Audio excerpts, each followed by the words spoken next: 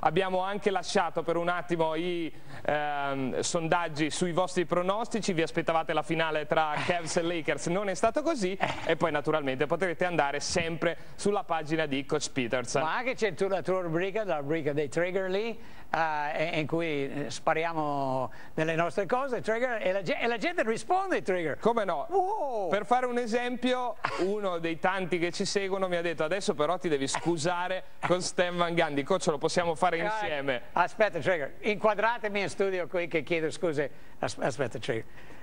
Questa è una scena che abbiamo già visto.